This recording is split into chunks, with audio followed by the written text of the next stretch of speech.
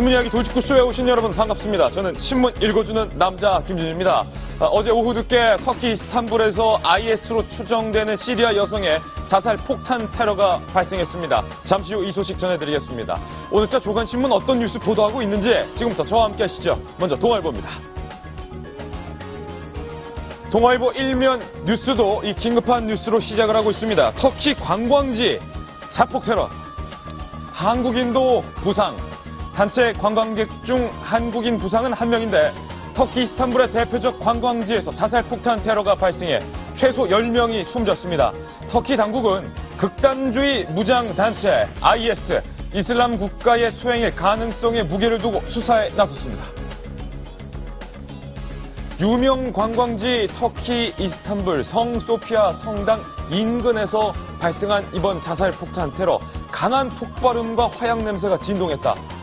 현장에 있던 사람들은 이렇게 증언하고 있습니다. 잠시 후 내용 전해드리겠습니다. 다음 신문입니다. 이번에 한국일보입니다. 한국일보 정치면 보겠습니다.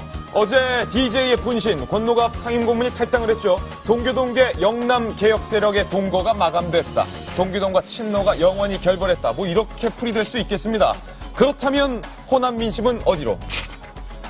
동교동계 좌장인 권노갑 더불어민주당 상임고문이 이제 더불어민주당 소속이 아니게 됐습니다. 탈당 기자회견 마친 뒤 차량에 탑승을 하고 있습니다. 정작 우리 당의 민주화는 못 이뤘다. 의미심장한 말을 남겼습니다. 다음 신문입니다. 이번엔 조선일보입니다.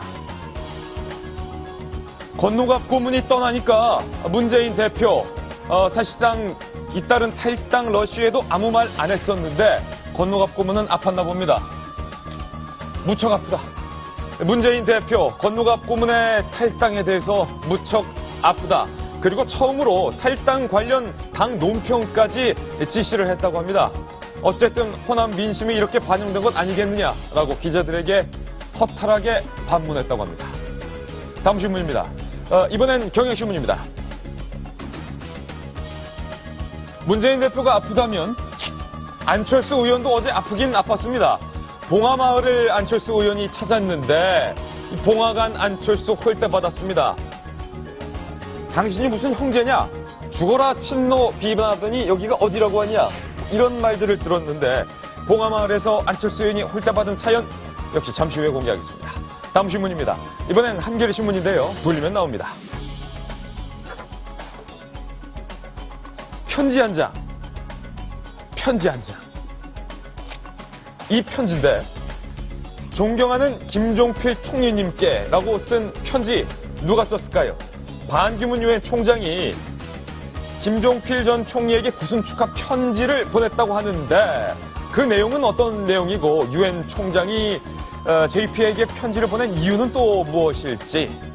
충청권이라는 공통점이 있는데 대권 생각이 자꾸 떠오릅니다. 이거 심상치 않습니다. 잠시 후 공개하겠습니다. 다음 신문입니다. 이번에 서울신문입니다. 사회면에 있는 기사 소개해드리겠습니다. 은퇴 여성의 45%가 남편이 귀찮아요. 이렇게 답했습니다. 남편으로서, 이 시대의 남편으로서 저는 이 기사가 충격적이었는데 그래도 희망인 건 은퇴 여성 45%는 남편이 귀찮다고 말했지만 아직 55%는 남편이 귀찮지 않은 겁니다. 희망이 있습니다. 남자들 이래서 잘해야 됩니다. 젊을 때. 다음 신문입니다. 이번엔 중앙일보인데요. 돌리면 나옵니다. 45%가. 중앙일보. 국회 컴백 최경환 첫 임무는 대통령 특사. 그런데 이게 웬일? 친박 의원 중에 한 명인 원유철 원내대표도 대통령 특사로 지금 과테말라 파견 가 있는데 친박의 원톱, 투톱이 모두 다 대통령 특사다. 여러분들 어떻게 보십니까? 박근혜 대통령이 특사로 점 찍은 사연에 대해서도 잠시 후 공개하겠습니다. 오늘도 돌직구쇼는 여러분을 위한 쇼입니다.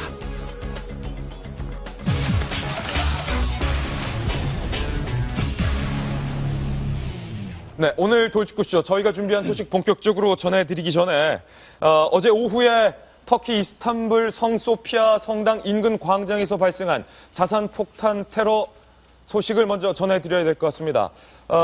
테러가 발생한 현지 영상을 저희가 입수했는데요. 영상부터 함께 보겠습니다. 네, 까만 연기가 계속돼서 나오고 있는 저곳, 너무나도 관광지로 유명한 터키 이스탄불의 유명 관광지입니다. 터키 이스탄불의 저 관광지, 아마 시청자분들도 많이 찾았고 한국인 관광객이 자주 찾는 그런 명소, 술탄 아흐메흐 광장인데요. 이슬람 국가 대원의 소행으로 추정되는 자산 폭발 테러가 발생해서 최소 10명이 숨지고 15명이 다쳤습니다. 외교부는 이 사건으로 한국인 1명이 손가락에 가벼운 상처를 입었다라고 밝혔습니다. 그런데 현지 언론에 따르면 28세의 시리아 여성으로 보이는 한 여성이 자산폭탄 테러의 용의자다라고 밝혔습니다. 파리처럼 소프트 타기 테러가 IS에 의해서 계속되고 있는 것 아니냐, 이런 지적이 나오고 있는데요. 동아일보 논설위원이신 정성희 위원님, 너무나 유명한 장소입니다. 세계적인 관광지고 한국인이 가장 많이 찾는 터키의 유명 관광지 중에 손꼽히는 곳인데, 이 터키가 말입니다. 2015년 7월에는 IS의 테러로 33명이 사망했고요. 2015년 10월에는 불과 몇 개월 전입니다. 역시 IS의 테러로 수도 중앙역 광장에서 128명이 사망을 했고, 불과 몇 개월 후인 1월 12일 2016년, 이번이죠. IS로 추정되는 28세 시리아 여성의 자살폭탄 테러로 최소 10명이 사망을 했다. 터키가 더 이상 안전지대, 테러로부터 안전지대 아닌 것 같아요. 터키는 우리나라 형제 국가라고 해서 우리나라 사람들이 굉장히 친근하게 생각하고 관광지로도 많이 가는데요. 오늘 보셨다시피 터키가 그렇게 안전지대가 아닙니다. 왜냐하면 터키가 바로 시리아랑 접경이 돼 있고, 또 우리나라의 김군이 작년에 시리아로 들어갈 때 터키를 통해서 들어갔죠. 아, 그랬군요. 터키에 들어와 있는 시리아 난민이 약 150만 명이라고 추정이 됩니다. 아까 제가 기사를 찾아보니까 150만 명이고요. 그 150만 명의 난민 중에서 IS 대원들이 위장을 해서 들어와 있을 가능성이 상당히 높습니다. 지금까지의 테러는 수도 앙카라나 다른데 그 접경지대에서 전이 많이 나왔는데, 이번에는 아예 외국인 관광객들이 가장 많이 찾는 공간에서 폭탄 테러가 터졌어요. 저도 터키 이스탄불에 2시간을 있었던 적이 있는데요. 그 비행기를 갈아타는 사이에 잠깐 나가는데 저기서 사진을 딱 찍고 왔어요. 다른 데는 가보지도 못하고. 술탄 마흐메드 광장. 예, 굉장히 유명한 유명한 관광지가 다 모여 있는 광장이고, 외국인 관광객들이 붐비고 상가도 많은데, 거기를 딱 찍어서 테러를 했다는 것은 그곳을 많이 찾는 외국인 관광객들한테 타격을 줌으로써 또 터키 정부 자체의 터키 핵심 산업인 관광 산업에도 타격을 입히겠다. 그다음에 파리의 테러처럼 소프트 타겟 테러, 사람들이 일상적으로 생활을 하는 공간에 대해서 테러를 가하겠다는 의도가 엿보이는 것이고요.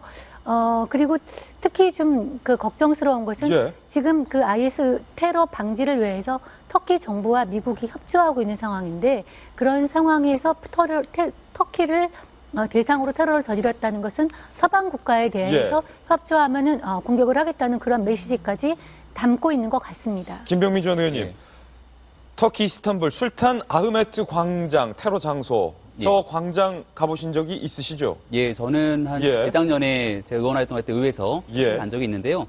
아까 우리 의원님께서 형제 나라라는 말씀하셨지만, 현재 가보니까 터키인들이 대한민국을 바라보는 감정이 굉장히 특별하더라.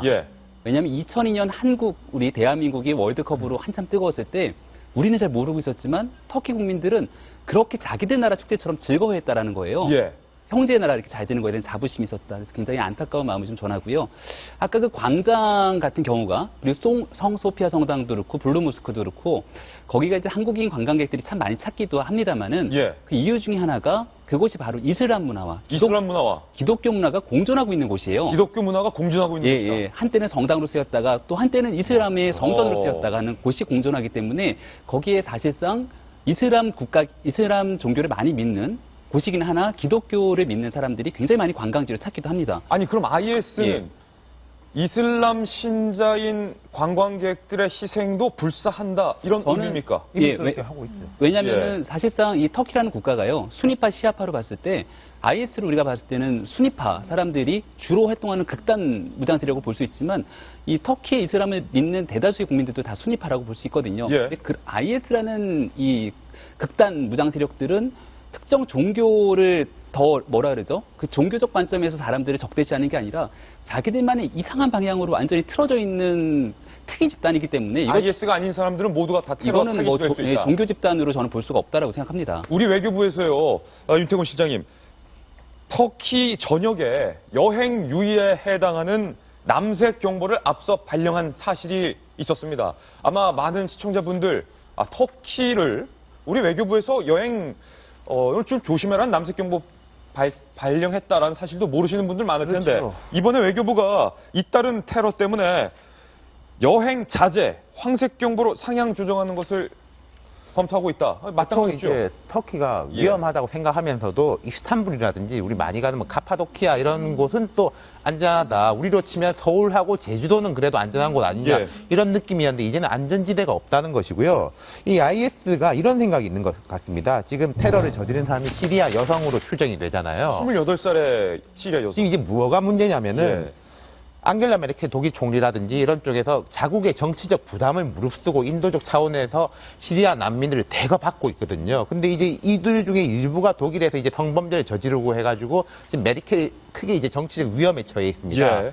캐나다에서도 이제 시리아 난민 3,000명을 받았고 하는데 그렇다면 이 IS가 노리는 것은 시리아 난민들은 위험하다. 너희들이 이렇게 받으면 사회 혼란이 일어날 것이다라고 해서 서방 국가들이 문을 닫아 주기를 바라는 거죠. 예를 오히려 들어서 그걸 바라고 있다. 예, 예. 미국의 이제 공화당 대선 후보 중에 한 명이 이제 트럼프 후보 같은 경우에 무슬림은 아예 입국도 시키지 말아야 된다. 이런 이야기를 해서 무리를 빚었지 않습니까? IS는 서방 국가에서 그런 반응들이 나타나기를 바라고 계속 공포를 심어주려고 하겠죠. 안타까운 소식인데 임윤선 변호사님, 최소 10명이 사망을 한 것으로 확인이 되고 있는데 그중에 9명이 독일인 관광객인 것으로 현재 나오고 있습니다. 네, 알겠습니다. 아주 유명한 장소예요. 저도 뭐 이스탄불에 도착하자마자 제일 먼저 찾아간 장소인데요. 네. 며칠 전에 바그다드에서도 자살 폭탄 테러가 있었고 거기서 51명이 사망하지 않았습니까? 바그다드에서도. 네, 예. 그것도 아주 안타까운 소식이었는데 그때는 IS가 이거 우리가 한 짓이다라고 정식으로 발표를 했지만 근데 이 사건은 아직까지는 누가 했는지 정확하게는 밝히고 있지는 않습니다. 예. 그런데 몇 가지 사실관계 예컨대 외국인도 많은 관광지를 노렸다는 사실 그리고 IS가 노골적으로 그동안 터키가 동서양의 융합의 문화가 이스탄불로 꼽히는 사실에 대해서 IS가 그간 계속 노골적인 불만을 표시했다는 사실. IS가 터키에 대한 그동안의 감정이 좋지 않았군요. 네. 그리고 자신들이 발행하는 영문 잡지 우리도 몇 번 소개한 적이 있는데 다비크. 예. 다비크에 버락 오바마 미국 대통령이랑 터키 대통령의 사진을 나란히 올린 것을 올린 적이 있다라는 사실 등을 종합해서 보건데 아마 IS의 소행이 아닐까라고 지금 전 세계가 추정하고 있는 상황입니다. 지금은 전 세계가 좀 힘을 합쳐서 네. IS하고 전쟁을 해야 되는 상황 같네요. 아무래도 이 터키에서 잇따른 IS 세력들에 의한 테러가 있기 때문에 이 지역의 여행을 생각하고 계신 분들이 계시다면 우리 외교부의 조언대로 여행에 대한 다시 한번 심각한 고려를 해보시는 게 좋을 것 같다는 생각이 듭니다. IS에 의한 이스탄불 테러 소식 먼저 전해드렸습니다. 이번엔 본격적으로 저희가 준비한 뉴스 전해드리겠습니다. 돌직구 신문입니다.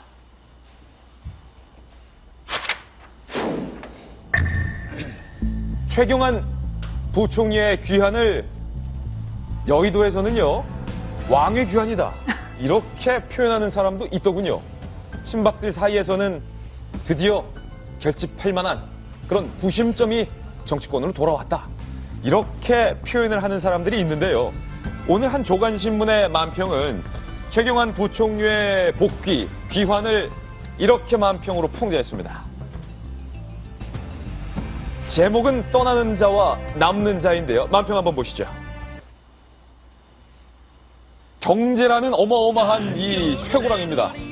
쇠고랑을 유일로 이제 신임 경제부총리 발목에 차여 있고 이 빙판, 아슬아슬한 빙판에서 얼음 낚시를 하고 있는데 이 부담 100배. 내가 국회의원 배지까지 포기하면서 박근혜 대통령 일명 순장조로 들어갔는데 그 뒤에 지금 요들송 들리시죠? 요를레이요 하면서 발걸음이 가벼운 분이 한 분 계셨으니 바로 최경환 전 부총리 발걸음도 가볍게 요를레이띠라고 하면서 박근혜 대통령의 특사 자격으로 스위스를 출국을 하게 됐습니다. 그런데 말입니다. 대통령의 특사 많이 낯익지 않습니까? 어제도 저희 돌직구쇼에서 전해드렸듯이 원조 친박 원유철 원내대표가 이미 대통령의 특사 자격으로 출국해 있는 상황에서 총선을 앞두고 정성희 위원님, 대통령의 특사 두 번째가 컴백한 최경환 전 총리다. 이 뭔가 총선 앞두고 대통령이 원조 친박 둘을 딱 찜해놓은 느낌. 그런 그렇습니다. 느낌적 느낌이 듭니다. 네. 최경환 의원이 어딜 가냐? 스위스의 다보스 포럼에 예. 가는 건데요. 19일부터 세계적으로 유명한 경제 포럼에 이제 참석하기 위해서 19일부터 일정이 있는데 원유철 원내대표 어저께 과테말라 대통령 취임식에 특사로 간다는 것 때문에 지금이 특사 이렇게 한가하게 여당 원내대표가 갈 상황이냐 이렇게 선거구도 안정해졌는데 협상해야 할 원내대표가 지금 과테말라 갈 참이냐. 네. 그런데 지금 또 경제가 한참 위기라고 하는데 이 예. 상황에서 돌아오자마자 스위스에 특사로 가게 되는데요. 대통령이 어떤 사람을 특사로 보냈느냐 좀 주목해서 볼 필요가 있어요. 예. 우리도 사설로 한번 칭찬을 했었는데 대통령 취임 첫 해에는 특사를 여러 사람을 보냈어요. 특히 야당의 의원 한 명을 특사로 보낸 적이 있어서 우리가 사설로 칭찬을 했던 경우가 있어요. 이것이 이른바 탕평 특사다. 예. 그러니까 광폭 행보가 참 보기 좋다. 야당에 대해서 어떤 특사를 통해서 대통령이 부족한 정도 채우고 부족한 어떤 소통 그런 것도 강화하는 그런 측면에서 보기 좋다. 이런 얘기를 했는데요. 예. 작년부터는 좀 상황이 틀려졌습니다. 네. 취임 두 번째부터는 진박 특사다. 진실한 사람을 골라서 특사를 보내는 측면이 있는 것 같아요. 특사의 조건도 진실해야 되는군요. 네. 그래서 보면은 2014년도 이후에는 보면은 서병수 의원, 온두라스 특사, 최경환 의원이 예. 칠레 특사, 김태환 의원이 인도네시아 특사로 하면서 친박계만 쭉 특사로 나가게 됐고요. 예. 또 윤상현 의원이 러시아 특사로 간 거는 여러분들이 다 기억을 하실 거고. 윤상현 의원 거기 빠지면 섭섭하죠. 유일호 의원이 또 지난번에 예. 싱가포르 특사로 갔고 또 올해는 보시다시피 원유철 의원과 그다음에 국회에서 돌아오자마자 최경환 의원이 다보스의 특사로 가게 돼서 이거는 누가 봐도 진박 특사다. 진박 특사다. 그렇게밖에 볼 수가 없겠네요. 사실 선거 앞두고 있어요. 대통령의 모든 정치적 행동이 정치적으로 해석될 수 있는 그런 민감한 시점인데 어떻습니까? 진박 중에 진박 원톱, 투톱을 선거 앞두고 대통령의 특사로 딱 임명이 되면 많은 친박 의원들이 보기에 어떻게 생각할까? 전 그게 제일 궁금한데요. 그러니까 이제 뭐 다 중요한 일이겠죠. 다보스 포럼도 중요하고 과테말라 뭐 여기도 중요한데 예컨대 지금 정부하고 청와대를 계속 강조하고 있는 게 북핵 국면, 경제 위기 국면이라든지 이런 어떤 좀 우리가 볼 때도 급한 일이 있을 때 소방수로 투입해서 특사로 고생시켜서 보내는 것 같으면은 대통령 믿을 사람한테 저런 어려운 임무를 줘서 보내는구나 누구나 이해를 할 겁니다. 근데 아까 이제 요들송 부르는 만평이라든지 뭐 원유철 의원은 원내대표는 과테말라가 왜 중요하냐에 대해 가지고 북한이 핵실험을 했을 때 북한이 제일 먼저 비판한 중요한 나라다. 뭐 이렇게 말씀을 하셨는데 궁색해요. 이게 좀 일반인한테는 좀 이해 와 닿겠느냐라는 이야기인 거죠. 대통령이 지금 선거를 앞두고 있는데 여당만 챙긴다고 해도 사실은 국민들이나 이제 전체적으로 보기에 별로 좋지가 않을 건데 여당만 챙기는 게 아니라 여당 내에서도 나하고 가까운 사람만 챙긴다. 이런 이미지를 자꾸 본인이 심어주고 있는 것 같아가지고 오늘 오전 10시 반에 이제 대국민 담화도 하고 기자회견도 하시는데 스스로 명분을 좁히는 것 같아가지고 저는 좀 아쉽네요. 아니 만약에 이렇게 해석될 수 있지 않을까요? 사실 총선을 앞두고 김무성 대표가 공천을 내려놓겠다고는 하지만 친박 의원들 불안불안하거든요. 사실 그래서 김무성 대표 면전에서 공천 이렇게 하면 안 된다. 인재영입 이렇게 하면 안 된다. 친박들이 원성을 높였는데 이제 최경환 의원이 당내로 돌아오면 최경환을 중심으로 이른바 이번 총선을 앞두고 대통령의 진실한 사람들 기준으로 친박 의원들이 공천에서 조금 살아남아 보자. 뭐 이런 사인일 수 아닐까요? 여러 가지 사인이 있을 것 같은데요. 뭐 저는 조금 다른 해석이긴 한데 사실상 지금 국회의원들 소위 친박이건 비박이건 간에 국회의원의 최대의 관심사는 대통령의 특혜를 받아갖고 뭔가 내가 특별한 사람으로 어디를 가는 게 중요한 게 아니고요. 지역에서 국민들한테 선택을 받는 게 가장 최고로 중요한 상황입니다. 지금 사실상 예비후보 경선 돌입해갖고 선거운동으로 동네 돌아다니기 바쁜 사람들 아닙니까? 그래서 저는 물론 이제 최경환 부총리가 갖고 있는 친박의 상징적 의미가 있기 때문에 그분이 나가는 거에 대해서는 어느 정도 정치적 해석을 가질 수 있겠지만 그렇다고 해서 다른 의원들이 뭐 친박만 챙겨서 보내는 거 아니야? 라고 했을 때 글쎄요. 그런 정치적 해석은 조금 뭐 내려놔도 좋지 않을까라는 긍정적인 해석을 해봅니다. 그런데 혹시 그거는요. 김병민 의원 여의도 연구원 소속이라 또 최경환 의원을 보호해 주는 건 아닌가 하는 의심 아닌 의심이 드는데 제가 자꾸 이런 의혹을 제기하는 이유는 말입니다. 벌써 친박 의원들 사이에서 최경환을 당대표로 삼아야 된다. 이런 얘기까지 나오고 있습니다. 김윤수 기자가 취재했는데요. 최경환 의원을 컴백 파티를 연 사람들, 과연 누가 참석했는지 그 면면을 한번 들여다보시죠. 박수를 받으며 이임식장에 들어서는 최경환 부총리. 우리 경제가 어려워진 이유는 정치권의 무능 탓이라며 여의도로 돌아가는 이유를 이렇게 설명합니다. 12년 전 처음 정치에 발을 디딜 때 했던 출사표처럼 경제를 바꾸러 다시 정치판으로 되돌아갑니다. 박근혜 대통령처럼 여의도 정치권을 공개적으로 개혁 대상으로 지목한 겁니다. 최 부총리는 이미 친박계를 불러 복귀 신고식을 했습니다. 지난주 초선 의원들과 만찬 회동에서 건배사는 의리였습니다. 정치적 배신자를 반드시 응징하자는 말로 들립니다. 우연의 일치인지 참석자 중 대구 초선 의원들은 단 한 명도 없었습니다.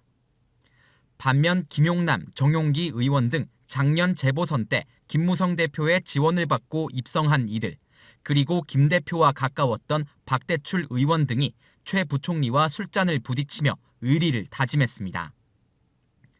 최 부총리의 새누리당 복귀로 당내 세력 지형에 지각 변동이 불가피하다는 말이 나옵니다. 벌써부터 차기 당대표 출마설이 공공연히 나돌고 있습니다. 유달리 의리를 강조한 최 부총리는 이임사에서도 과감한 정치적 도전에 나서겠다는 뜻을 숨기지 않았습니다. 정치개혁의 마중물이 되기 위해 기도에 없는 길로 지금 다시 재출발을 하겠습니다. 다음 주 대통령 특사 자격으로 다보스 포럼을 방문하는 최 부총리는 자서전 작업을 마무리한 뒤 본격적인 정치 활동에 나설 계획입니다. 채널A 뉴스 김윤수입니다. 네, 새누리당의 싱크탱크인 여의도 연구원 소속 김병민 의원님, 예. 그리고 새누리당의 전직 미래 세대위원장. 미래 세대위원장 출신. 당내 지형에 대한 좀 곤란한 질문을 드리겠습니다. 네네. 저 아까 술자리 있지 않습니까? 예. 거기에 두 명을 전 주목했는데 김무성 대표 몫으로 정치권에 들어왔던 김용남 의원, 그리고 예. 김무성 대표와 매우 가까운 박대출 의원이 최경환 의원의 컴백 파티에 참석을 해서 같이 의리를 외쳤고 네. 최경환 의원이 거기서 배은망덕이라는 단어를 꺼냈다는데 네. 이 벌써 친박 비방 간의 이 당내 지형이 좀 달라지는 거 아닙니까? 되게 재밌는 장면으로 볼 수 있는데요. 이게 뭐 국회 정치하는 사람들도 마찬가지고요. 회사에 있는 사람들도 조직 내에서의 만남보다 사실 더 중요한 게 저녁 술자리 모임 아니겠습니까? 그럼요. 그리고 오늘자 기사를 보면 굉장히 재밌는 게 최경환 대표께서 당분간 국회 갈 일이 없을 것 같다. 일이 너무 바빠서. 하지만 저녁 술자리는 갖겠다는 얘기가 아닌가라는 생각이 들어서 저 모임이 얼마나 중요한가라는 생각이 좀 들었고요. 예. 그리고 말씀하신 것처럼 두 명이 사실상 저분들이 친박이었어? 라는 생각이 드는 분들이 계신데 예. 김용남 의원 같은 경우는 보궐선거에 당선이 됐지만 김용남 의원이 꺾고서 누르고선 당선된 사람이 누군지 혹시 기억나시나요? 누굽니까? 손학규 상임 고문을 꺾고선 당선된 저력 있는 사람이기 때문에 예. 사실상 내가 누구에게 신세졌다라는 생각을 안 할 것 같다는 생각이 좀 들고요. 예. 더 재밌는 건 저 자리에 있는 사람들의 면면을 보면은요. 초선 의원이지만 전국구가 다 모여 있어요. 예. 이장우 의원 같은 경우는 대전, 충청의 맹주로 지금 돌리고 있는 사람이고 대전에 예. 오면서 김진태 의원은 강원도 춘천에 계시고요. 김용남 의원은 수원, 경기도를 관장하고 있고 서울의 강석훈 의원, 그리고 예. 저 지방의 박대출 의원까지 사실상 전국을 아, 포함해서 그러네요. 전 관장하고 그건 있는 생각 못했는데 전국 네. 지역구 의원들이 네, 한 명씩 네. 다 와 있어서 그러니까 이게 어찌 보면 이 친박 전국 조직책인가라는 생각이 들 정도로 굉장히 무서운 모임이 아닌가라는 생각도 드는데 예. 최경환 대표가 당으로 컴백하면서 굉장히 재밌는 일이 일어날 수도 있겠다는 생각이 드는 대목이기도 합니다. 아니 전국 의원들 다 있어요. 임선 변호사님. 그러니까 친박 의원들 사이에서 최경환 당 대표설까지 나오고 있다는데 그게 근거가 없는 얘기는 아닌 것 같아요. 당대표 나오시겠죠. 당대표 나올 겁니다. 네, 나올 뭐, 거다. 예, 다들 인정하자. 예상- 쿨하게. 예, 나오시겠죠. 다들 예상하고 있습니다. 네. 예. 만약에 김무성 대표가 어제 저 기사를 봤더라면 김무성 대표 허허 웃어 넘길 수 있을까 이런 생각이 드는데 배은망덕 근데 그거는 글쎄요. 저희가 이제 프로그램에서 자주 배경음악으로 나오는 음악이 이제 항상 하우스 오브 카드의 배경음악에 나오는데 하우스 오브 카드. 하우스 오브 카드라는 미국 드라마에서도 보니까 거기서도 의리 얘기하더라고요. 아, 거기서도 의리 얘기해요? 너 내가 의원 시켜줬는데 너 나한테 이럴 수가 있어? 내 말 들어 하더라고요. 예. 그러니까 이게 이제 뭐 무엇을 정치적으로 해석해야 될지 저는 잘 그 감이 없어요. 근데 뭐 아까 전에 예컨대 다보스 포럼을 간 걸 가지고 뭐 박근혜 대통령이 뭐 정치적 의도가 있을 거라고 해석할 것까지야 있느냐. 예. 근데 저는 거기는 반대거든요. 그 그건 의견은. 반대다. 그건 의견이다. 그거는 이제 옛날에 우리 초등학교 나오셨나요? 국민학교 나오셨나요? 저는 국민학교로 들어가서 초등학교로 나왔어요. 그러니까요.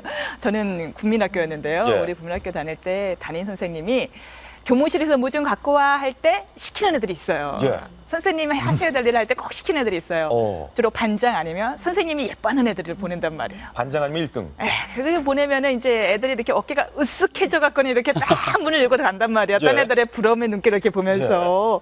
그걸 보면 이제 걔네들, 거기가 뭘 의미하느냐. 일단 선생님이 굉장히 이 학생을 신뢰하는구나. 예. 라는 거고, 그 아이는 갔다 온 다음에 자존심이 이렇게 자존감이 높아져서 온단 말이에요. 난 예. 이렇게 이쁨 받고 사랑받고 사는 존재. 예. 박근혜 대통령이 왜 대신해서 보내겠습니까? 지금 교무실에 내 거 좀 갔다 와 나 대신 요거죠. 갔다 온 다음에 그래서 그거를 온 국민에게 보여줌으로써 내가 저를 저렇게 이뻐해라는 걸 보여주는 건데 네. 거기에 대해서 아유 정치적 의미가 없습니다라고 해석을 하는 거는 둘 중에 하나죠. 둘 중에 하나다. 모르거나 모르는 척하거나. 모르는 척하고. 모르실 분은 아니죠.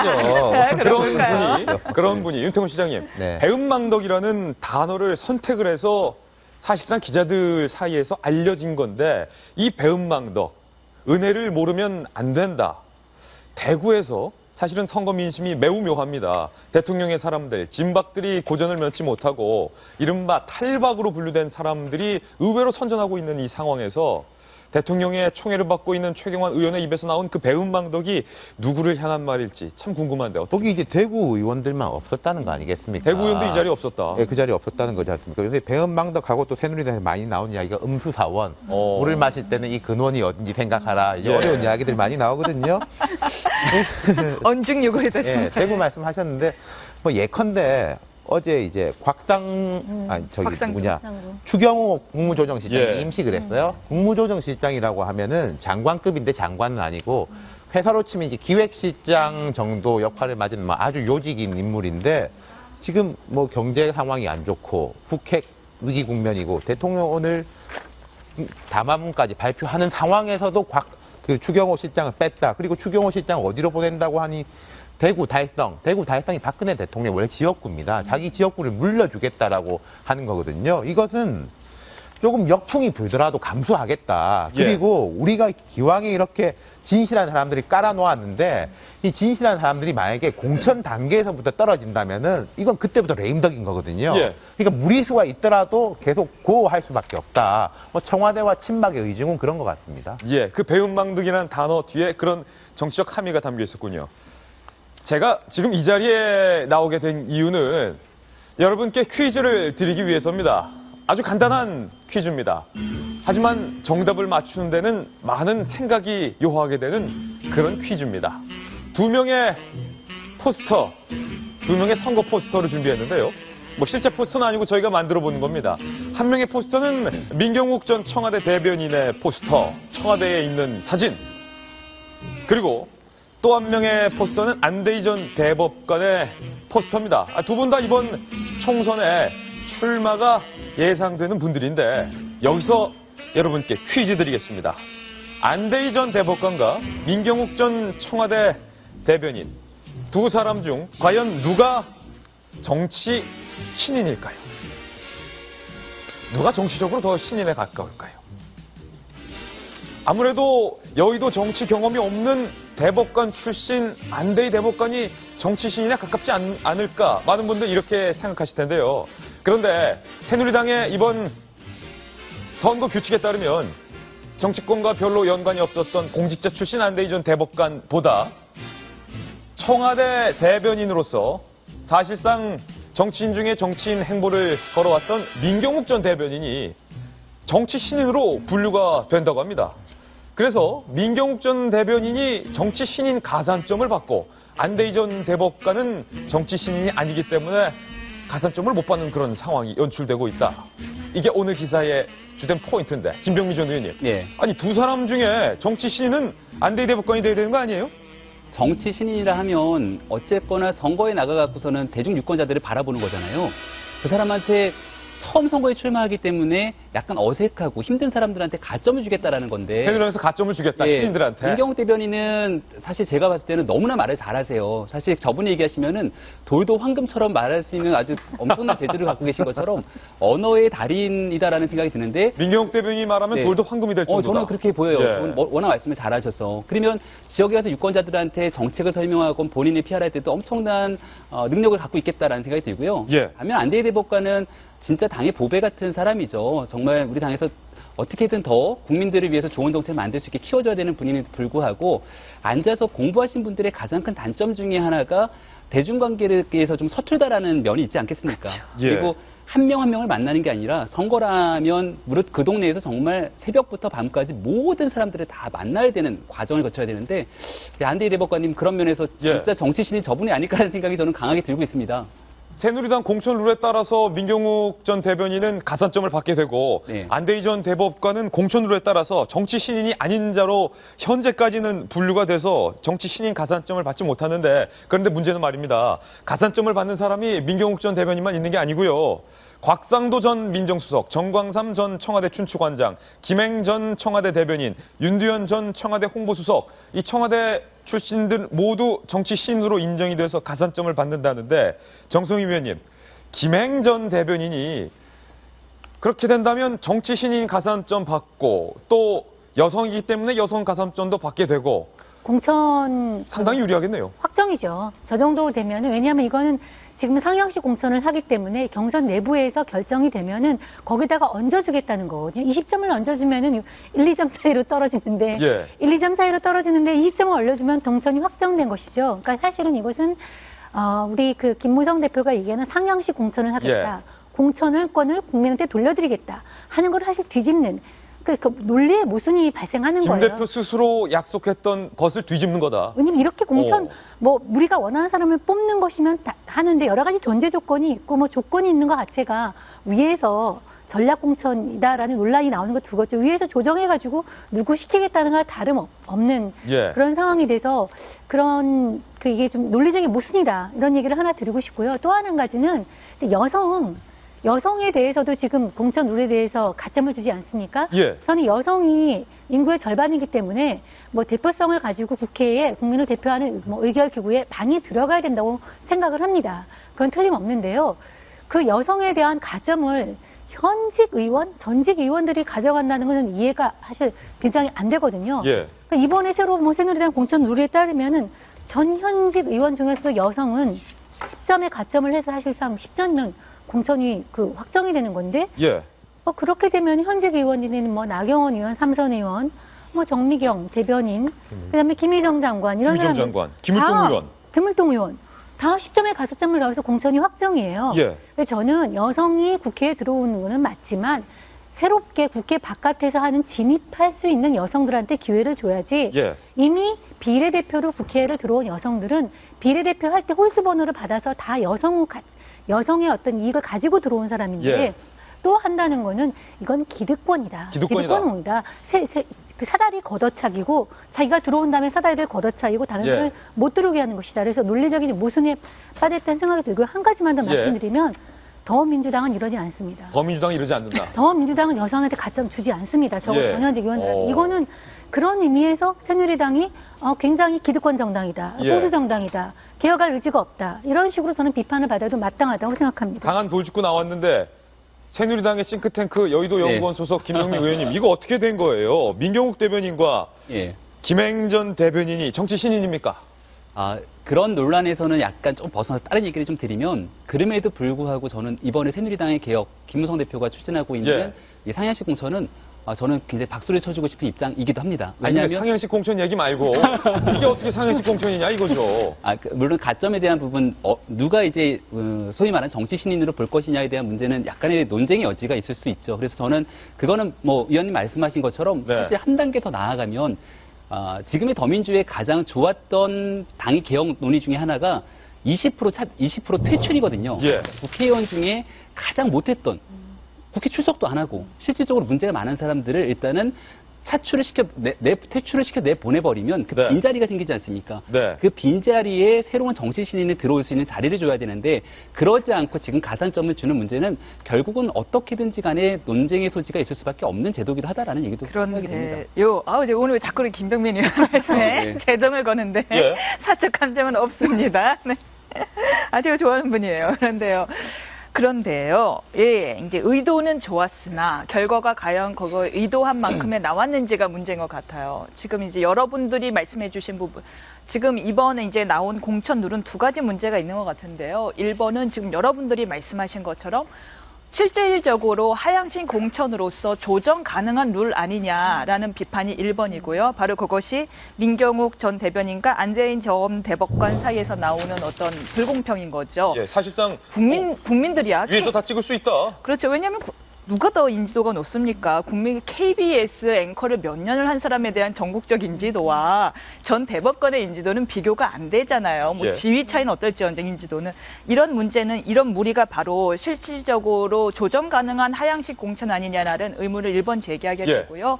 2번의 문제는 어떤 문제냐 하면은 결국에는 현직 의원들끼리 꽁꽁 뭉쳐서 현직 의원에게 유리한 공천룰을 만든 것 아니냐라는 비판입니다. 예. 그것이 뭐냐 하면요, 그러니까 지방자치단체에 있는 의원이나 장이 출마할 경우에는 감점을 주더라고요, 아예. 근데 대부분의 도전자들이 지금 다 그 사람들의 의원들은 도전자의 위치에 있는 사람들입니다. 예. 거기에 대고서 니들 때문에 보궐선거 치르게 됐으니까 너희들은 감점이에요. 그리고서는 상대는 가점 요소가 되게 많아요, 현직들은. 예. 특히나 여성인 경우엔 여성 의원이라는 이유로 또 가점을 줘요. 이렇게 되면 완전 불공정한 상황이 돼버리는 거예요. 그래서 이거는 더 큰, 지금 이 룰의 더 큰 문제는 현역 의원들끼리 똘똘 뭉쳐서 도전자들을 왕따시키고 있는 거 아니냐라는 겁니다. 이번에는 기득권이다. 본질적인 문제는요, 이게 여당, 야당 할 거 없는데 정당들이 시험 기준을 정해놓고 사람을 뽑는 게 아니라 이번에는 이런 사람들을 좀 뽑고 싶으니까 시험 기준을 이렇게 하자라는 식으로 만들거든요. 그게 꼭 나쁜 건 아닌 게 이제 19대 같은 경우에 새누리당은 이공계 가산점이라는 것도 있었습니다. 근데 이제 그때 들어온 분들이 거의 지금 유승민계로 찍혀가지고 다 나갈 판국인데 그래서 제가 방금 말씀드린 게 사람 보고 룰 정한다고 말씀드렸잖아요. 저 두 분을 보면 딱 그런 느낌이 드는 게 안대희 대법관에 대해 가지고 이제 김병민 위원님은 당의 보배 같은 인물이라고 했는데 저는 요즘 안대희 대법관 보면 좀 애처로운 게 있어요. 애처롭다. 처음에 예를 들어 가지고 예. 김용태 의원 서울시당 위원장 이런 이야기 했습니다. 친박의 핵심인 사람들, 뭐 장관 지낸 사람들, 무슨 수석 지낸 사람들이 다 험지로 나가야 된다라고 했을 때 윤상현 의원 친박 핵심이 그 사람들이 다 정치 신인이고 하니까 우리가 보호를 해줘야지 무슨 험지로 나간다고 해야 되냐. 예. 가산점 줘야 된다. 그대로 가고 있지 않습니까? 근데 안대희 전 대법관은 아무도 보호하는 사람이 없어요. 안대희 전 말하자면은. 대법관은 스카웃을 해놓고 보호를 그렇죠. 예를 해준다. 들어 가지고 안대희 전 대법관을 이제 험지로 보내야 된다라고 했을 때 이분이 이제 청와대의 어떤 따뜻한 품에 있는 분이라면 아까 윤상현 의원이라든지 이런 분이 나와가지고 강력하게 이야기했을 것입니다. 예. 뭔 소리 하냐. 이런 분은 부산으로 보내가지고 우리가 키워야 된다고 이야기했을 텐데 예. 지금 보면은 불똥은 튀고 있는데 아무도 말하자면 카바를 해주는 사람은 없어요. 보여주는 사람이 없다. 좀 이력이 새누리당 정치쇄신특별위원회 위원장이었지 않습니까? 예. 대선 때 비대위와 같이 있었는데 가만히 보면은 그때 있었던 인물들이 다 좀 그렇고 그렇습니다. 이상돈 교수님 며칠 전에 나오셨지만은 지금 이제 뭐 신당에 하니 뭐 박영선 의원하고 하니 이러고 계시죠. 이상돈 교수님 예. 그래서 저희 도직구에서 영입했어요. 그러니까요. 예. 김종인 박사도 지금 뭐 거의 이제 반박의 공방도. 인물이지 않습니까? 뭐 이준석 위원도 좀 애매하게 돼 예. 있고 그때 안대희 전 대법관이 정치쇄신특별위원회 위원장을 맡으면서 데리고 온 사람이 남기춘 검사, 예. 특수부의 강골 검사였거든요. 이분 제가 알기로 지금 사업하고 계십니다. 사업하고 계시다. 예. 그때 그분들 왜 다 그렇게 됐을까? 그렇고 그렇게 됐을까? 그게 보호 안대희 대법관이 전 참 새누리당이 잘 키우면은 많이 유용할 인물이라고 예. 생각하는데 아무도 이렇게 보호해주는 사람이 없으니까 유권자들이 볼 때 저 사람은 약한 사람이구나. 말하자면 김무성 대표한테도 치고 청와대에서는 보호도 안 해주고 자기 혼자구나 이렇게 하니까 경쟁력이 계속 어려워지는 거죠. 예. 중요한 말씀을 하셨는데요. 임 변호사도 그렇고 사실 이게 국회가 제가 매일 내지만 국회는 국민이 뽑아서 국민을 대리하라고 했는데 자기들이 주인 행세를 하고 있는 거거든요. 예. 그러니까 국회 자체가 하나의 여야를 떠나서 기득권 집단이 됐는데 지금 안대희 대법관 같은 경우도 전 대법관 같은 경우도 그렇고요. 사실 룰이라는 것은 이 정도로 정한 다음에 자기들이 그 룰을 적용받으면 안 됩니다. 그것이 정의에 부합하는 거예요. 만들어 놓고 자기들은 해당 사항이 안 되는 거거든요. 골프를 치거나 고스톱을 쳐도 중간에 룰은 바꾸면 안 되는 겁니다. 하다못해 고스톱 치다가도 룰 바꾸면 안 된다. 왜? 그럼 봐도 맞아요. 그럼요. 바꾸는 사람들이 있어요. 그런데 꼭 이제 바꾼 사람이 있는데 지금 국회가 그거거든요. 자기들이 만들어 놓고 자기들이 적용을 받겠다. 그거 자체가 저는 이해가 안 되고요. 또 민경욱 대변인 얘기 나와서 나는데 청와대 대변이라는 건 대통령의 입입니다. 대통령 5년 동안이 가장 많이 대통령의 말을 전달하면서 정치적인 행위를 하고 있거든요. 대통령의 입으로서 정치적인 대통령의 온갖 메시지를 전달하면서 사실상 대통령의 입을 역할을 하는 사람이 정치인이 아니다? 정치신이 아니다? 저는 민경욱 대변인이 KBS 앵커다 이거는 중요한 것은 아닌 것 같고 청와대 대변인을 한 사람은 저는 정치신에서 배제해야 된다고 생각합니다. 모든 국민들이 새누리당의 공정한 룰이 어떻게 집행되는지 지켜보고 있다는 사실만 기억하면 될 것 같습니다. 저희가 준비한 다음 인물 도직구 신문을 통해서 만나보시죠. 반기문 유엔 사무총장이 JP에 구순 축하 서신을 보냈습니다. 충청권 대망론인 아직 끝나지 않았다. 막도 오르지 않았다. 이렇게 해석하는 분들이 많은데요. 반기문 유엔 사무총장이 김종필 전 총리에게 보낸 구순 축하 편지 제가 출력해봤습니다. 읽어드리겠습니다. 자, 존경하는 김종필 총리님께로 시작되는데 그 부분은 반 총장께서 본인이 자필로 직접 쓰신 것 같습니다. 존경하는 김종필 총리님께 근본의 구순생신을 맞으시는 것을 감축드리오며 감축드린다는 표현은 존칭 중에서도 극존칭이죠. 감축드립니다. 사극에 나오는 사극식 표현. 앞으로도 계속 건안하시기를 기원합니다. 사극식 표현 2탄 건안하시기를 기원합니다. 건강하고 안녕하시기를 기원한다 이 뜻이죠. 총리님께서 대한민국의 안녕과 발전을 위해 평생 남기신 족적 사극식 표현 3탄 후세의 길이 남으리라 사료되옵니다. 사료되옵니다. 사극식 표현 4탄. 저는 유엔 사무총장직으로 근무한 지 어느덧 9년이 지나 마지막 1년의 임기를 남겨놓고 있는데 유종의 미를 거둘 수 있도록 계속 아낌없는 지도 편달을 부탁드리옵나이다. 사극식 표현 5탄. 병신년 새해에도 늘 건강하신 가운데 큰 발전 이루시기를 기원드리오며 훗날 찾아뵙고 인사 올리도록 하겠습니다. 2016년 1월 7일 유엔 사무총장 반기문 대상.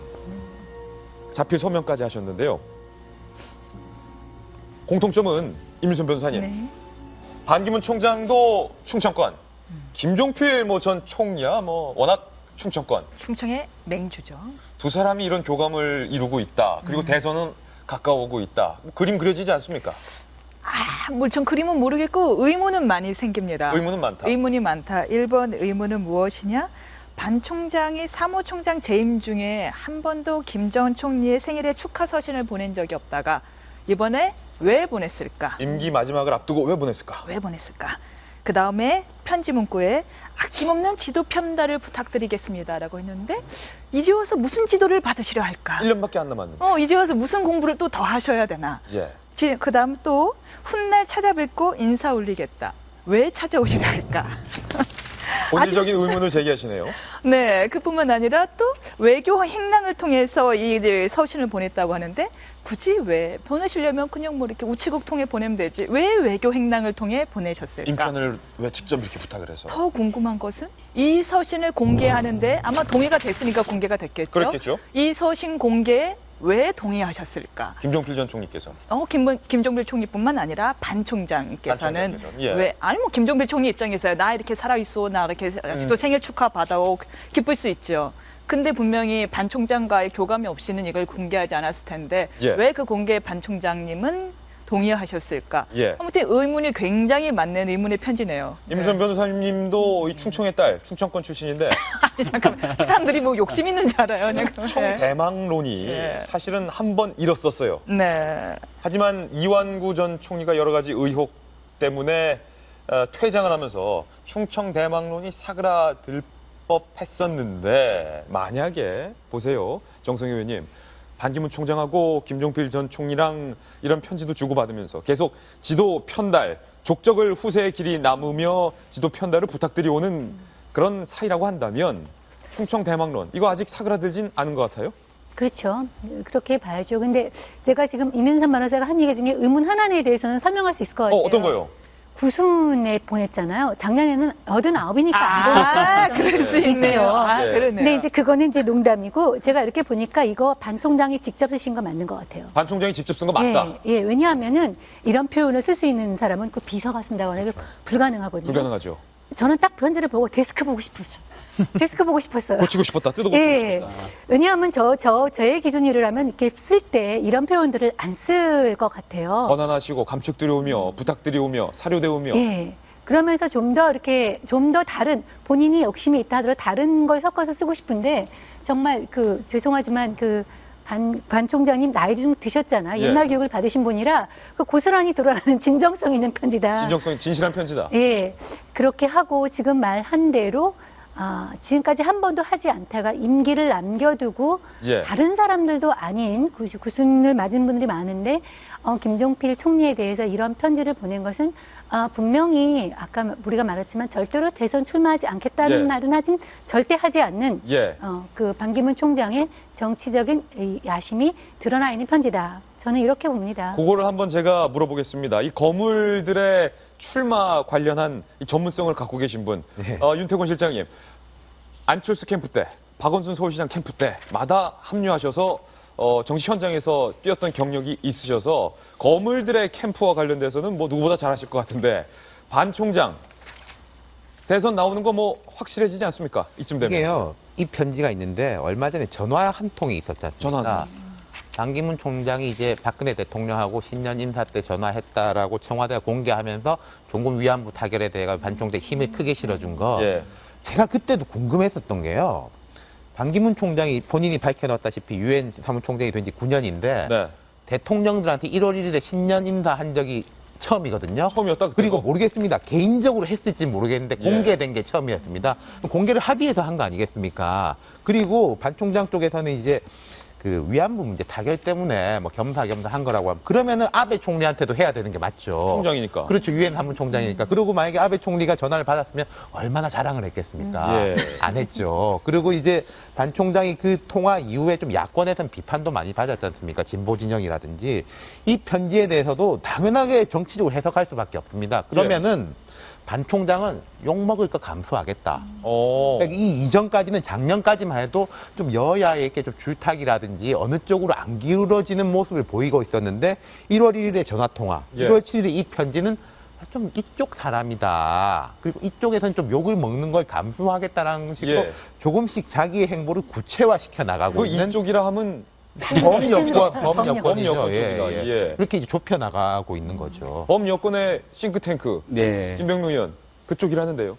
이 굉장히 나비효과 같은 일이긴 한데요. 어제 저는 굉장히 재밌었던 게 충청포럼 회장, 충청포럼이라고 하면 과거 성완종 그렇죠. 회장이 이끌었던 대한민국 조직이거든요. 충청을 기반으로 하지만 전국 조직이에요. 그 조직의 회장이 윤상현 의원이 회장이 됐더라고요. 윤상현 그래요? 의원의 지역구가 인천이지 않습니까? 예. 고향은 또 충청도래요. 어떤 연을 이었는지 모르겠지만 우리 박근혜 대통령과 가장 가까운 친박 중에 친박으로 보여지는 윤상현 의원이 공교롭게도 이 충청포럼 회장이 되면서 이런 서신이 오고 이 모든 것들이 퍼즐이 조각처럼 좀 맞춰지지 않는가라는 생각을 비단 저뿐만이 아니라 많은 국민들이 하지 않을까라는 생각도 듭니다. 나비 예. 오빠가 말할 것 같습니다. 이렇게 되면은 정운찬 전 총리는 야권으로 움직일 가능성이 저는 점점 높아진다고 봅니다. 정운창 총리 안 그래도 야권에서 러브콜 받고 있는데 신당 쪽으로 갈 것이다. 신당 뭐 진짜 꼭 신당이라고 말씀 못 드리겠습니다만 여권에 이렇게 한 축이 서니까 본인은 이렇게 가는 거죠. 예. 최근에 이 정치 지형에서 마음이 무척 아프다. 이렇게 밝히신 분이 있습니다. 반기문 총장은 마음이 기쁠지도 모르겠지만 이분은 계속 마음이 아플 것 같습니다. 저희가 준비한 다음 돌직구 신문입니다. DJ의 분신, 권노갑 상임고문이 더불어민주당을 떠났습니다. 정작 우리 당은 민주화가 덜 됐다. 책임을 통감한다. 이런 말을 남기고 떠났는데 떠나보낸 문재인 대표는 이렇게 말했습니다. 무척 아프다. 문재인 대표의 발언 직접 한번 들어보시죠. 지금 우리 당에서 일어나고 있는 그 탈당의 움직임들은 무척 아픕니다. 우리 당을 지키고 있는 많은 당원 동지들과 함께 새로운 정당으로 만들어 나가는 그런 동력으로 삼아 나가겠습니다. 많은 의원들이 탈당을 했을 때 문재인 대표 뭐 아프다, 안타깝다 이런 말 한 적 없으십니다. 그리고 더불어민주당의 당 대변인의 공식적인 논평이 나왔던 적도 없는데 어제는 문 대표가 마음이 아프다라고 밝힌 데 이어서 당 논평까지 대변인의 입에서 나왔습니다. 이렇게 말했는데요. 권고문 탈당은 참으로 받아들이기 힘든 일이고 실로 아쉽고 안타깝다. 계속 아쉽고 안타깝다는 메시지가 나오죠. 김대중 전 대통령은 하나가 돼서 민주주의 위기를 극복하라고 하셨는데 분열의 길을 선택한 뜻을 헤아리기 어렵다. 그러면서 의미심장한 말을 했어요. 당 논평에서. 정권 교체의 길에서 권노갑 고문 등 우리 당을 떠난 분들과 다시 만날 것을 믿는다. 라는 이 메시지를 문재인 대표가 직접 지시를 했다는데 정성희 의원님. 권노갑 고문과 다시 만날 것으로 믿는다. 그럼 결국 선거 막바지에는 단일화할 수도 있다, 합칠 수도 있다, 뭐 이런 메시지인가요? 단일화까지는 모르겠지만 일정 정도의 연대 가능성을 열어둔 것 같아요. 떠난 거는 이제 기정사실화됐고, 사실 안철수 의원이 떠날 때도 이런 논평은 물론 그동안에 그 전에 상당히 갈등이 이제 있었기 때문에 또 기정사실화돼서 이런 게 나오지 않았는데 어저께 말한 대로 권노갑 의원은 정말 상징적인 존재 아니겠습니까? 예. 종교동계. 그 한 축이 무너져 내렸기 때문에 실제로 굉장히 아플 거고요. 안타까울 겁니다. 그렇지만 그걸 기정사실화로 받아들일 수가 어려울 것 같아요. 예. 그렇기 때문에 앞으로 다가오는 총선 이런 거에 대해서 호남에 우리는 그런 것은 계속 배려하고 우리가 연대할 가능성이 있다. 우리는 개방돼 있다. 오픈돼 있다. 그러니까 우리를 계속 예쁘게 봐달라. 예. 그런 의미로 한 것 같습니다. 문재인 대표가 이 동규동 식구를 떠나 보내고 나서 그 빈자리에 새 식구를 맞이하고 있습니다. 그런데 이 새 식구, 인재 영입의 여당인 새누리당과 그리고 국민의당, 신당 쪽에서도 여러 가지 비판이 나오고 지탄을 받고 있는 그런 상황인데 문재인 대표의 새 인물 영입, 인재 영입에 대해서는 비판의 목소리보다는 환영의 목소리가 나오고 있습니다. 동규동이 떠난 빈자리를 대신한 문재인 대표의 인재 영입 인사, 과연 누굴까요? 여러분도 다들 아시겠지만 저희가 영상 준비했습니다. 직접 한번 들어보시죠. 18살 잘 모르는 시절 직장인으로 첫 발을 내디딘 지 30년이 지났습니다. 문재인 대표님의 제안을 받고 깊게 고민했습니다. 선택의 순간이 왔고 제가 선택했습니다. 항상 노력하겠습니다. 자랑스러운 삶으로 국민 앞에 서겠습니다. 감사합니다. 말씀하신 것처럼 지금 많은 날이 교차하신 것 같습니다. 지금 흘리시는 눈물의 뜻을 어른 여러분들께서 잘 헤아려 주십시오. 양양자 전 삼성전자 상무죠. 상무를 더불어민주당에서 영입을 했는데 이력이 임수연 변호사님 특이합니다. 고졸 출신의 연구보존으로 출발했는데 삼성전자 상무까지 됐어요? 그럼 대단하시죠. 예. 고졸인데도 그것도 인문계 고등학교가 아니라 여상을 나왔습니다. 여상을 나와서. 예, 이야기를 하자면요. 화순 출신이고요.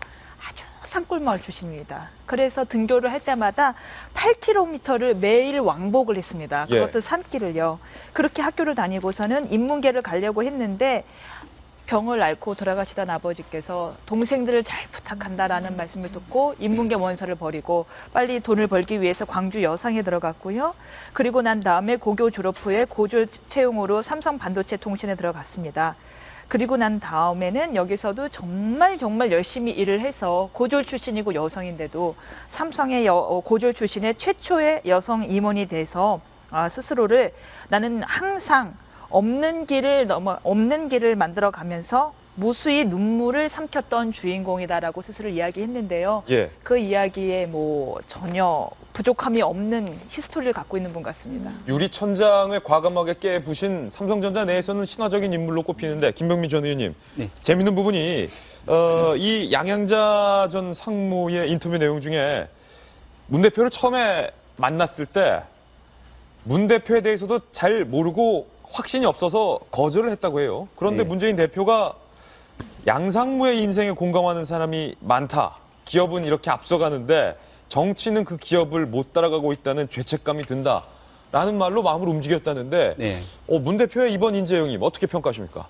어저께 제가 방송에서 이 문 대표와 안철수 의원의 시소에 타고 있는 두 사람을 비유했는데 오늘자의 시소에서는 문 대표가 더 위로 올라간 것처럼 정말 전 문 대표의 최근 행보를 보면서 와, 대단한 정치인이다라는 생각이 들어요. 문 대표 잘했다? 예, 인재 영입에서는 지금 어저께까지 보여준 이 행보는 굉장히 어저께는 특히나 뭐 두말의 나이였으면 너무나 잘했다라고 평가가 될 수 있고 예. 지금 동교 동계가 다 떠나가면서 사실 더민주의 가장 큰 축 중에 하나인 호남을 잃어버리는 상황에서도 문 대표가 하는 얘기가 그거거든요. 더 젊은 정당, 더 유능한 정당으로 돌파하겠다는 얘기를 하고 있는데 이런 위기를 돌파하는 추진력 대단하다고 생각하고요. 그래서 저는 이 양향자 씨 같은 경우는 사실상 새누리당에서 영입했으면 더 큰 의미를 가질 수 있지 않았을까라는 생각에 인재 영입에 좀 보고 배울 필요가 있겠다라는 생각이 강하게 들었습니다. 왜냐하면 고졸 취업 문제, 지금 우리 사회가 직면한 시대적 과제를 굉장히 많은 부분을 갖고 있는 분인데요. 고졸 신화로서 우리가 고등학교 졸업하고 다 대학 가는 문화 바꾸자고 얘기하잖아요. 하지만 거기에 정책적 전문성을 갖고 있는 사람이 아무도 없습니다. 아무도 없다. 고졸 취업 문제 해결할 수 있죠. 지금 아주 중요한 시대적 과제 중에 하나인 일가정 양립. 일가정 양립에서 나름대로 엄청난 두 마리 토끼를 다 잡기 위해서 노력했던 분이기도 하고요. 그리고 박근혜 대통령께서 공약으로 내세웠지만 여전히 이루어지고 있지 않은 스펙 초월에 관한 문제 다 이루고 있고 여기에 새누리당으로 딱 왔으면 동서화합의 문제까지 해결할 수 있는 대단한 인재 영입이었을 텐데 아까워하시네요. 엄청 아까워하시네요. 저분이 저 싱크탱크에 계셔서 짧게 두 가지만 말씀을 드리고 싶어요. 첫 번째는 저도 이제 어제 양상무 보면서 되게 찡하더라고요. 특히 좋았던 부분이 있었습니다. 저처럼 노력하라고 말씀드리진 않겠습니다. 그 부분이 전 너무 좋았던 게요. 흔히 이렇게 힘들게 자수성가하신 분들이 빠지기 쉬운 함정이 뭐 해봤어? 죽을 힘으로 하면 안 되는 게 없어. 왜 흙수저, 금수저 뭐 이런 거 가지고 뭐 배불러서 하는 소리다 이런 건데 저는 이분이 그런 말씀을 안 하신 게 너무나 와닿았고요. 두 번째로는 이 여야 공이 해당하는 말인데 신인 영입도 중요한데요. 보호, 관리, 인큐베이팅이 정말 더 중요합니다. 예를 들어서 각 영역에서 이제 훌륭한 성취를 거두신 분들도 저도 정치부 기자 출신이지만 1위 때 같은 기자들한테 풀어놓으면은 이게 감당을 못 하거든요. 그러면 차차 보호를 해가지고 조금씩 1위 때라고 표현하시죠. 조금씩 노출될 수 있게 그런 관리를 참 잘해주셨으면 좋겠어요. 정성희 의원님, 이 대목에서 인재 영입이라는 똑같은 뉴스를 두고 김무성 대표의 인재 영입과 문 대표의 이 양향자 인재 영입이 비교될 수밖에 없습니다. 비교 자체가 안 됩니다. 비교 자체가 안 된다. 비교하라고 하지 마세요. 이거는 게임이 안 되죠. 왜냐하면 인재 영입이라고 그럴 때는 그 인재가 가지고 있는 히스토리를 가지고 메시지를 주는 거거든요. 우리 당은 이런 걸 지향한다는 메시지를 주는데 이 양향자 전무 같은 경우는 분명한 메시지가 있습니다. 우선 호남 출신으로서의 어떤 지역에 대한 메시지, 고졸 출신으로서의 학벌을 겠다는 이미지, 여성으로서 남성 사회에서 최연소 어떤 인문이 됐다는 메시지, 워킹맘으로서 일과 가정을 양립했다는 메시지, 그리고 대기업이라는 삼성이라는 대기업 출신 아니겠습니까? 우리 더민주가 그 삼성이라는 대기업에 대해서 저항감 없어라는 여러 가지 복합적인 메시지를 던진 굉장히 삼성 출신이라도 괜찮아. 그런 여러 가지 메시지를 던지면서 더민주 이미지를 향상시켰거든요. 근데 이제 죄송하지만 어저께 자꾸 내가 같이 일하던 사람이 포함된 인재 영입에 대해서 얘기하기가 좀 그렇네. 대표 인재군요. 그거는 그 메시지가 없는 거예요. 어저께 제가 했던 얘기는 뭔가 인재를 데리고 올 때는 그 사람이 그 분야에서 했던 일을 가지고 평가를 해줬으면 좋겠다. 근데 그분들은 실제로 일을 한 게 아니라 말을 했거든요. 일이 아니라 말을 했다. 세상에서 제일 쉬운 게 저도 여기 앉아있지만 제일 쉬운 게 남 비판하는 겁니다. 저는 늘 부끄러워하고 있어요. 좀 세상 제일 쉬운 게 남 비판하는 거예요. 팔짝 쥐고 비판하는 그리고 제일 하는 게 뭔가를 해보는 겁니다. 근데 이제 죄송하지만 어저께 했던 거는 비판을 하는 사람이에요. 그 말을 해왔던 사람이고, 근데 이분은 정말 해왔던 것이고요. 한마디만 더 하면은 삼성에 대해서 좀 평가하고 싶습니다. 이 사람이 여상 출신으로 삼성전자 사내기술대학에서 해서 최연소 성적으로 졸업했고요. 최우수 성적으로 졸업했고, 근데 한국디지털대, 성균관대 전기전자 컴퓨터공학과 석사를 하면서 삼성에서 뒷받침을 해서 여기까지 왔어요. 삼성도 대단했네요. 삼성이 그런 학벌 이런 걸 떠나서 인재를 알아보는 인재의 삼성이다. 이런 걸 다시 한번 평가를 안 할 수가 없네요. 문재인 대표의 이번 인재 영입에 대해서는 이런 칭찬이 쏟아졌습니다. 그럼 이번엔 안철수 의원 얘기 짚어보겠습니다. 다음 돌직구 신문입니다. 봉화마을을 찾은 안철수 의원, 친노 지지층 달래기 발언들을 어제 봉화마을에서 쏟아냈는데 일단 홀대 받았습니다. 봉화마을의 안철수 의원 영상 저희 준비했습니다.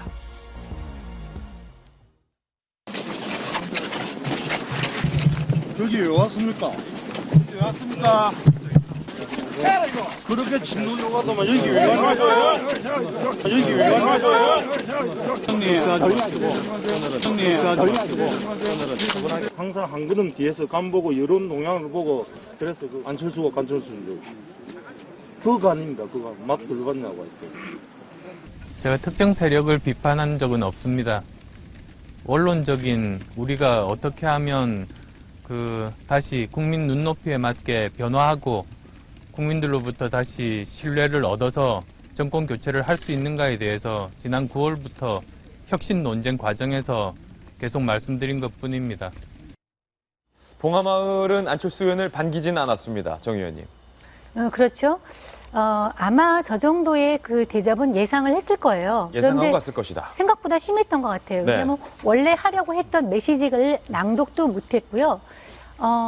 권양숙 여사랑 이제 같이 들어가서 얘기를 했는데 또 좀 딴소리를 했답니다. 예. 이렇게 봉하마을 조경 사업에 대해서 그 얘기를 좀 했고 실제로 얘기는 한승원 위원장이 하면서 아마 안철수 의원 같은 경우도 이게 대외적인 그 행보라든지 이런 게 태도가 유연하지는 못하잖아요. 예. 본인도 약간 얼었는데 저는 전체적으로 볼 때 저렇게 홀대받은 이미지가 안철수 의원 개인으로서는 그렇게 나쁘다.